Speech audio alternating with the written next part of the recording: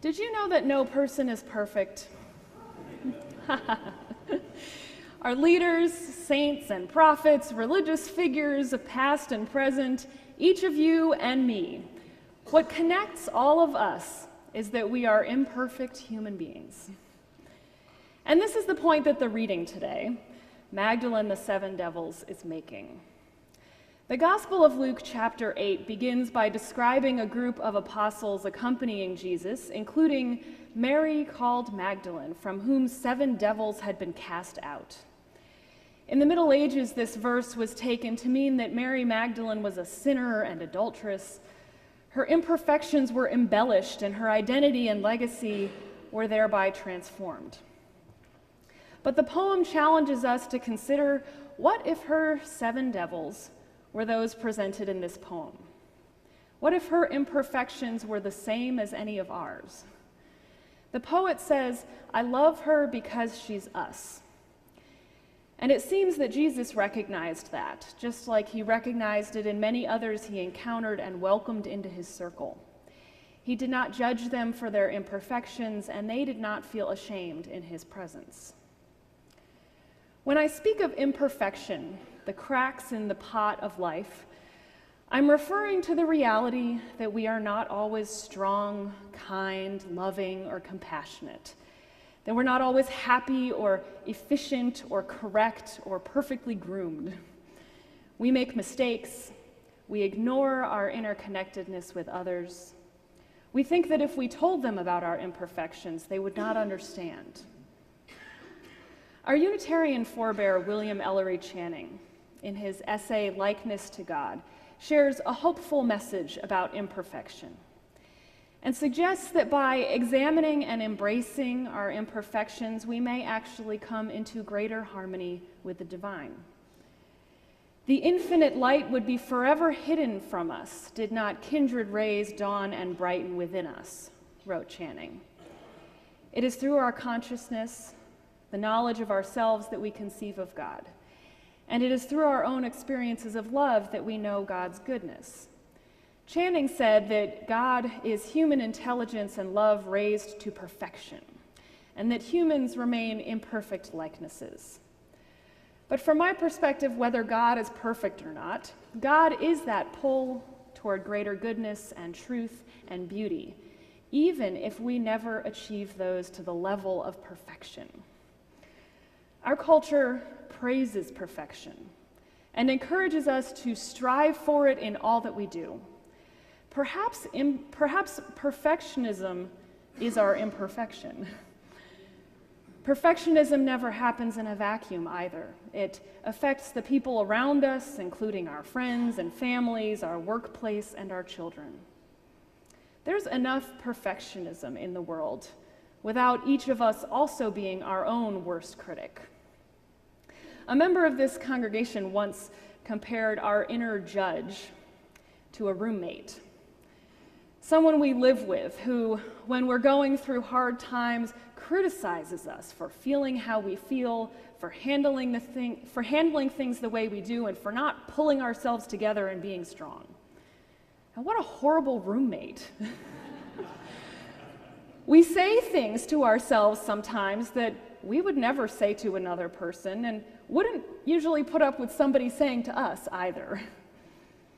Shame is how we humans often respond to the acknowledgement of our imperfections. Because when it's revealed that we are imperfect, we feel incredibly vulnerable. On the topic of vulnerability and shame, one of the biggest voices right now is social science researcher Brené Brown. I drew on Brown's work 2 weeks ago, actually, as I was talking about being who you are and encouraging others to do the same. And today I draw on her work again in a slightly different way, because just as being yourself requires some vulnerability, facing and embracing our imperfections, not with shame, but with compassion, also requires us to be vulnerable. Brown defines vulnerability as uncertainty, risk, and emotional exposure. When we are vulnerable, we sometimes feel like we are susceptible to predators. someone could jump on our flaws and out us as a lesser human. Brown uses her experience of first giving a TED Talk as a story of vulnerability. She got up in front of a couple hundred people and shared her life and her research with them and figured that that would be the end of it. Little did she know that the video would go viral on social media. She was terrified that she had opened herself up to criticism, and people did, unfortunately, jump on the opportunity. They criticized her physical appearance and her weight, and they criticized the focus of her research. They shamed her for talking about shame. Brown describes vulnerability as excruciating, but she says her therapist says that vulnerability is the most exquisite emotion. We often associate it with fear, shame, sadness, and disappointment, but vulnerability is also the birthplace of such wonderful things as love, belonging, and empathy. Brown was not looking on the positive side after putting herself out there, though. Her imperfections had been magnified, and she felt ashamed. Shame, she says, is the intensely painful feeling or experience of believing that we are flawed and therefore unworthy of love and belonging. We all know what shame feels like, and yet we're afraid to talk about it. I can think of a couple times this week when I have felt it. It's that feeling that washes over you, making your cheeks hot and your heart race when you think you've said or done something bad or made a horrible mistake. And it's not always easy to let go of. I still remember an experience like this from elementary school. I was on the playground and I went to hop off the swing and my little jumper belt got caught on a chain. I was hanging there, my tippy toes barely touching the ground, trying to extricate myself when my teacher finally noticed. When she came over to lift me off the hook that I was dangling from, she made an offhand comment about how someone had been eating too many cookies. The memory of that shame is still with me. We probably all have stories like this. It sticks with us. And Brown shares her stories of vulnerability and shame over and over again because she says that shame blocks self-compassion. And so talking about it and connecting with others helps her to be more compassionate towards herself. I encourage you to think about how vulnerability and shame have played a part in your life story and in how you approach your imperfections. Do you see your flaws as part of being human, or do you feel lesser because of them? The antidote to shame when confronted with our imperfections is self-compassion. When we can be gentle with ourselves, we're more likely to reach out, to connect, and to experience empathy. Each month in our church's theme year, which we've talked about this morning, our year of living compassion, we're exploring a different aspect of the theme. Beginning this Sunday, we are looking at self-compassion. Jack Kornfield says, if your compassion does not include yourself, it is incomplete. So there's no way we could spend a whole year talking about being compassionate towards others without also exploring how we can be more compassionate towards ourselves. We must include ourselves in the suffering of the world, in the world that needs our compassion. Sometimes we downplay our own suffering, thinking we shouldn't feel sorry for ourselves or be openly emotional about it, or that it should be dealt with privately. We value our own experience less than the more perhaps extensive or pervasive suffering around us, and so we focus outward without really addressing our own stuff, the shame that we harbor. But only when we are connected with ourselves, too, can we connect compassionately with others. The Buddhist nun Pema Chodron reminds us that compassion becomes real when we recognize our shared humanity. So in an effort to define self-compassion this morning, let me first tell you a few things that it is not, to distinguish it. It is not feeling pity for yourself. Nor is it the same thing as forgiveness, which Daniel talked about last week. It is related, though. Our imperfections sometimes lead us to do things for which we ask forgiveness. But self-compassion means that we embrace our imperfections not just as foibles, but as part of being human. And also, very importantly, self-compassion is not the same as self-esteem. Self-esteem is about feeling special and above average. It often involves comparing ourselves to others to boost our own self-image. But we can't all be above average all the time. Self-compassion is not about judging ourselves positively, necessarily, but it is about relating to ourselves kindly, as we are, flaws and all. Self-compassion is less focused on self-evaluation, worrying about whether or not people are judging us or feeling better than. Kristen Neff, who is a professor at UT Austin, writes about self-compassion. She says, "We give ourselves compassion not to feel better, but because we feel bad." It's compassion directed inward, relating to ourselves as an object of care or concern, just as we would relate to someone else who we encounter that is suffering. Neff describes 3 elements of self-compassion. The first is self-kindness, being warm and understanding towards yourself rather than criticizing. As imperfect people, we could choose to judge ourselves all the time, but life is much better when we are kind to ourselves, isn't it? The second element that she talks about is common humanity, recognizing that feelings of inadequacy because of your flaws are part of the shared human experience. You are not alone. Everyone fails, makes mistakes, and gets it wrong sometimes. As Neff says, our imperfections are what make us card-carrying members of the human race. The third element of self-compassion is mindfulness, which Neff describes as a balanced approach to your negative emotions. It's the middle ground between ignoring our negative emotions and sweeping them under the carpet, and between over-identifying such that we're swept away with them. Think about how these 3 things, self-kindness, common humanity, and mindfulness, could change how you respond in situations where you feel especially vulnerable. They shift the mindset with which we approach potentially shameful situations. I want to return now to our story from earlier in the service of the 2 pots, one perfect and one cracked.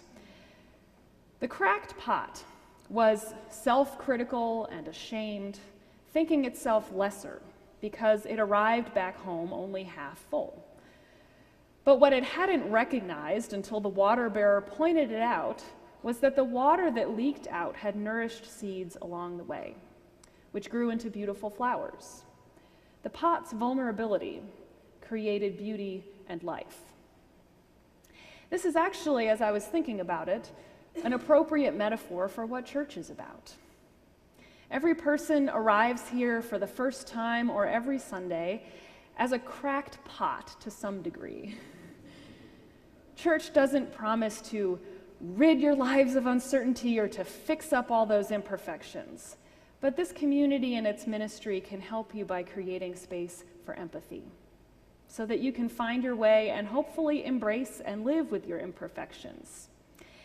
And we sometimes plant seeds along your path so that you can water them and bring about beauty in life.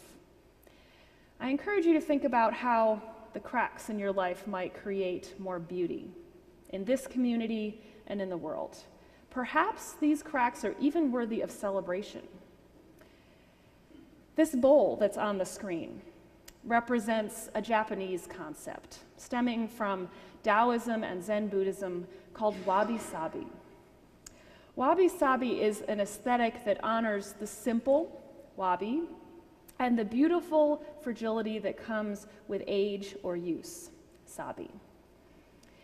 In many spiritual traditions, artists deliberately leave a flaw in a handmade object to signify that they know they cannot create perfection, and that there is beauty to this as well. This bowl is intentionally imperfect. We are inclined to go about spackling all the cracks that we find in life, trying to make everything look whole and right. But filled with gold, these cracks are accentuated and beautiful. Leonard Cohen's song Anthem has a line, "There is a crack in everything. That's how the light gets in." He reminds us that our imperfections are not inadequacies. They may be the way that we receive and reflect the light of God. Our imperfections do not make us any less whole human beings or any less capable of making a difference in the world either. In fact, sometimes an imperfection leads us to reach out to others, to connect, so that together we may do something that we could not have done alone. There is beauty in imperfection. The story we heard this morning and the bowl are expressions of this. Each month in our theme year, we also have a spiritual practice that we invite the congregation to engage in so that we can experience what it is like to live compassion in meaningful ways. This practice and other resources for engaging the theme are on the church website. And this month's practice invites us to reflect and ask ourselves, what are the areas of your life that need less judgment and more compassion? It's a variation on the Buddhist loving kindness prayer, but directed inward. So right here and now, I want to practice this. I invite you to call to mind a current life struggle or stressor. And as you do this, place your hand over your heart. Can you do that? You can close your eyes if you want, or keep them open. Think about a current life struggle or stressor that you are facing. And say with me, either to yourself or quietly, this is a moment of stress. This is a moment of stress. Now join with me in saying, I am not alone. I am not alone. You are present among many who also experience stress and suffering. They are human beings like you. Now join with me in saying, may I be kind to myself. May I be kind to myself. Or perhaps the phrase that you need to hear right now is, may I give myself the compassion I need. May I accept myself as I am. May I forgive myself. Or may I be peaceful. If any of these are what you need to hear right now, I invite you to say them.